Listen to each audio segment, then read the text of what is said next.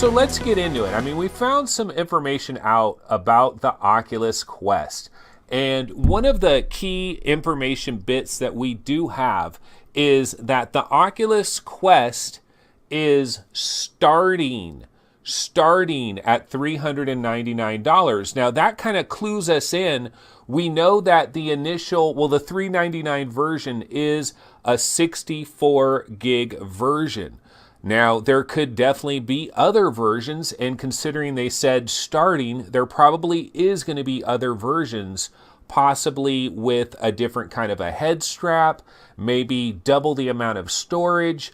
Will there be any kind of expandable storage? Oculus has been mum on the entire expandable storage thing for both the Oculus Go and now Oculus Quest as well.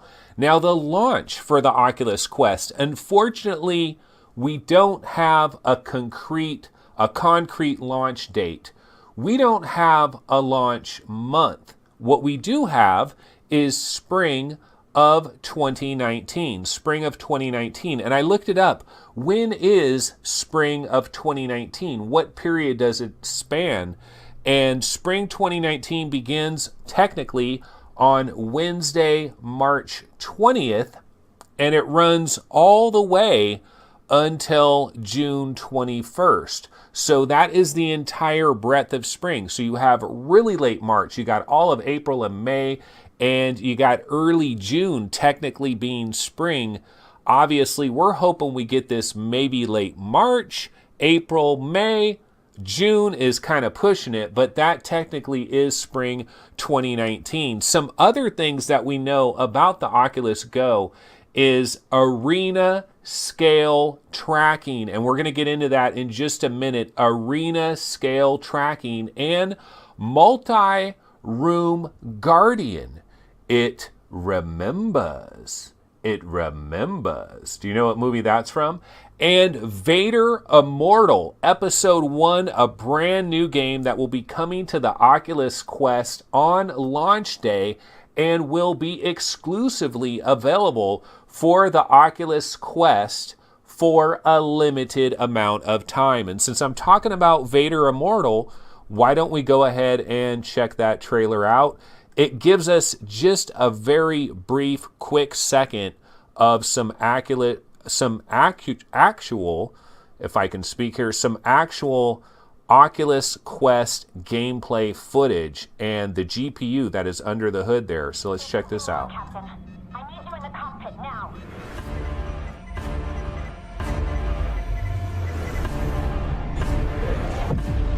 That's impossible. Something's pulled us out of hyperspace.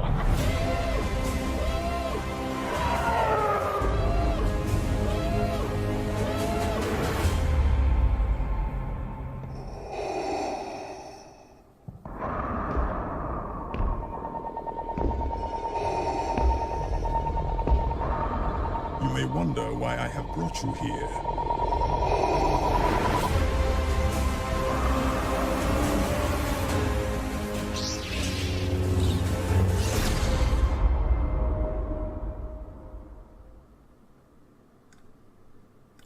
So that is Vader Immortal, and it is going to be launching hopefully day and date with the Oculus Quest. Hopefully we're talking late March, maybe April.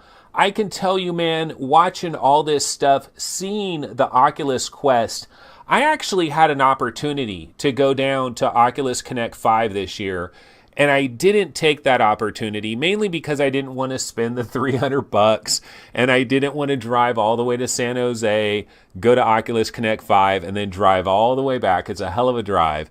And I decided to pass on it. But man, I'm seriously jelly, because look at that. People are there, and they are trying Oculus Quest systems right now. They're getting a feel for the 6 DOF. That's the other thing, 6 DOF. So I guess 6 DOF is a thing.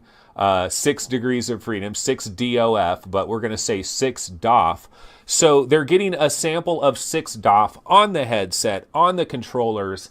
Actual Oculus Touch controllers just with the rings going in the other direction, basically. So let me go ahead and check over here in chat. I am Rhett says, so they're sticking with a crappy limited space model, no SD card, count me out. Isn't that a little bit like technical, I am Rhett, though? I mean, just over that reason, it's an irritant. It's kind of like a Sony Vita kind of thing, really, when you think about it, that whole storage game. Sin Raikai says, I'm so excited to get my hands on Oculus Quest. Fuzzy Dragon, I'm downloading Vox Machinae. Yes, does everybody know Vox Machinae is currently available right now? It is a stealth release for Vox Machinae, and when you heard about it at Oculus Connect 5, you thought, oh, this is an Oculus exclusive. Vox Machinae is an Oculus exclusive, but no, Vox Machinae is available on Steam, so you can grab that from Steam if you want to do that. Terry Blanchard says Quest is currently on my Quest list, and Jim Hall says, look, this is basically a Go with 6 degrees of freedom controllers, but look at that Darth Vader right there. That Darth Vader, that polygonal model, I am assuming that that is running in-game engine on the Oculus Quest. And what we don't know is we don't know a lot of the technical specifications of the Oculus Quest. We have some minor technical specifications, but we don't have the full list of specifications. Basically, the optics are almost exactly the same as the Oculus Go with a slightly higher resolution. So we're talking about the same field of view. So not much of a difference there. We do have this arena scale tracking mode. And the arena scale tracking mode, let me go ahead and show you guys a real quick clip of some pictures of this, because this is one of the more interesting things I think that this features altogether. Okay, this is Dead and Buried Arena Scale. Okay, so this is from the Oculus blog, their innovation zone, Dead and Buried Arena. They talked about this on the show during Oculus Connect 5, 4,000 square foot setup where they could put all these people into a game at the same time. That kind of gives you an idea, real life and then the game world, and then somebody from the outside can simply hold up a tablet, move it all around, and they see exactly what is happening in the video game world. They can move it down and see what regular people are doing. So this is Dead and Buried Arena. So one of the cool things about Oculus Quest is this is going to be an exciting product for everybody in the VR arcade market, because if these things can communicate with each other in the same local area, and developers can design multiplayer style games where everybody is in a confined environment and they communicate with each other, like, that is super huge for the arcade market as well. Now, here's the thing though. I had a number of big questions about this. Like, what are the biggest questions I have? And the single biggest question I have, number one, expandable memory. Is this thing going to have expandable memory, or are we going to play the Vita game? Because we're kind of playing the Vita game with the Oculus Go. The Oculus Go, we got a 32 gig bare bones version. That's the one I got. You got the 64 gig where you're doubling up, but you're not doubling up that much. And so it's almost kind of like the Vita game. So we got to wonder about the expandable memory. Question number two, are we talking about a Snapdragon 435? How can they possibly squeeze a Snapdragon 435 into the Oculus Quest and price it at $399? It does not, that doesn't work, that doesn't compute, that doesn't work. How is this possible? Now, it's possible because Facebook, you want to talk about a company that has money to burn. Facebook has money to burn like almost no other company on planet Earth. So if they wanted to subsidize the Oculus Quest to a heavy degree, just at the very beginning, just to get it up and running, that's something they can do. That's something that Facebook is capable of. I said I wanted this Santa Cruz, which is what we were calling it. I wanted Santa Cruz to be $599, but I wanted it to have the Snapdragon 435. I wanted it to be pretty solid. It's hard for me to imagine that this has the 435. It's $200 cheaper, $399.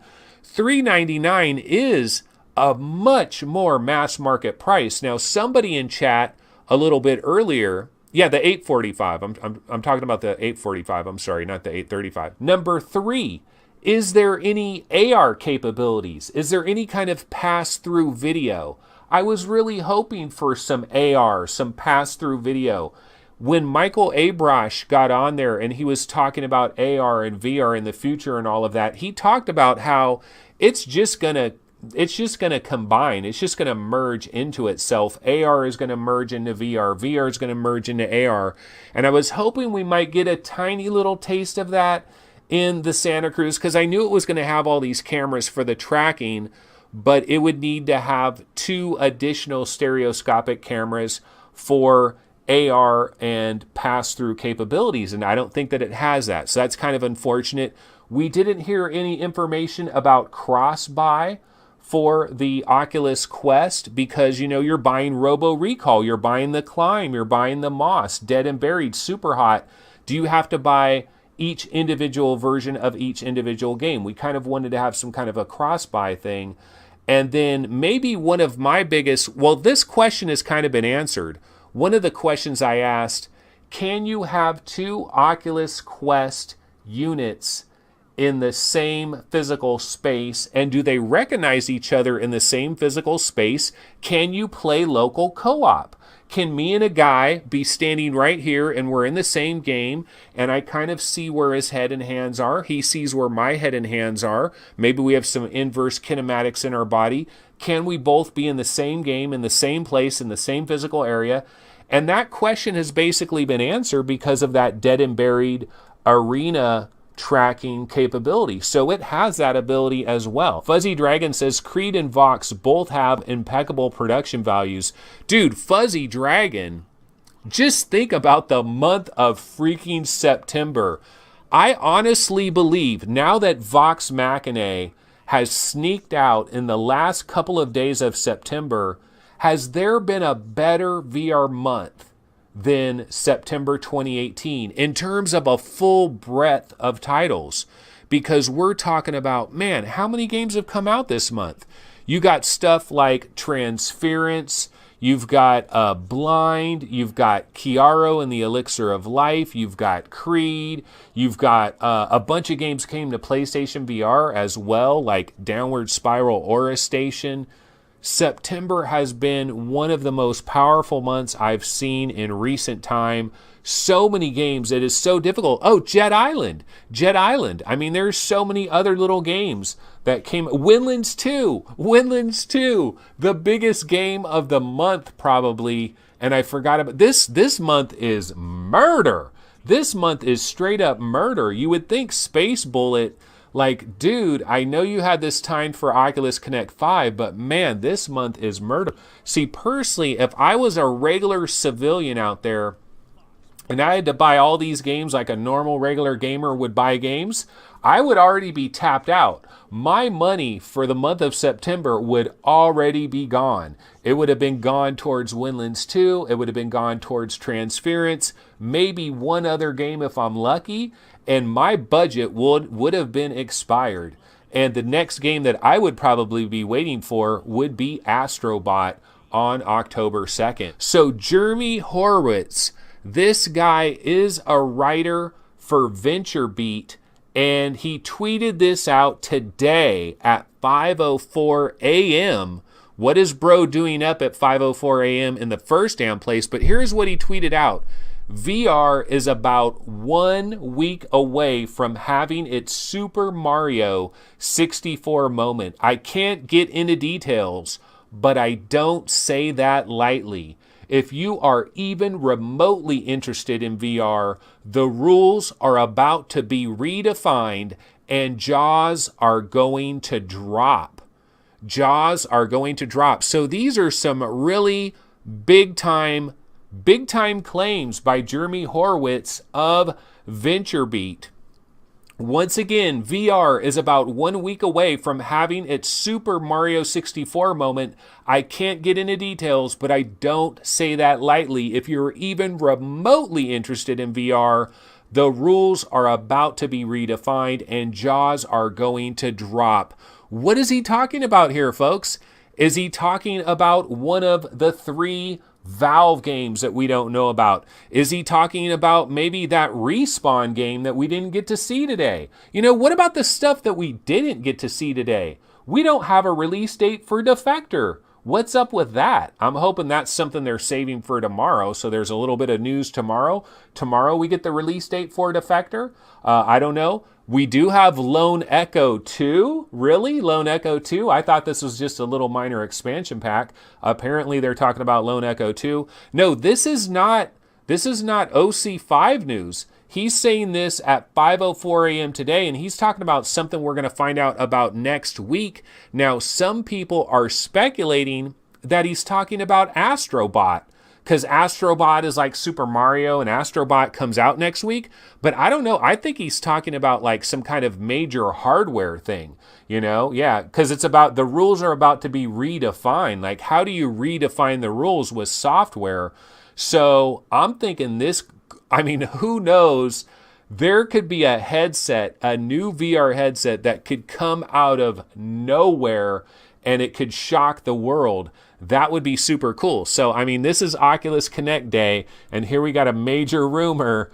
Is this a Vive plant? You know, is HTC trying to take a little thunder away from the Oculus Quest? I don't know, you tell me, but that is kind of interesting. Now, of course, here is a major announcement. We're talking about Lone Echo 2. Let's go ahead and check this out. Really, Lone Echo 2? This is really a full-fledged sequel?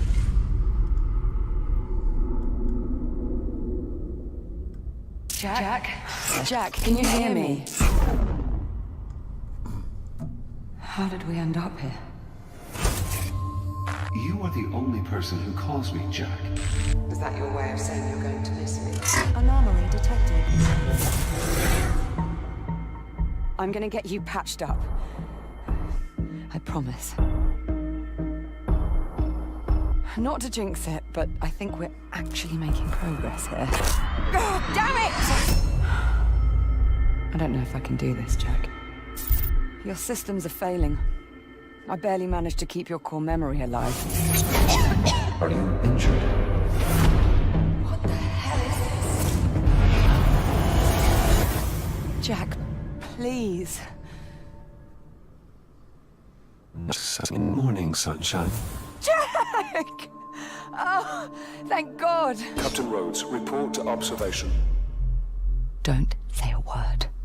They can't know you're online. I promise I'll explain everything when I get back. I'm going to need your help.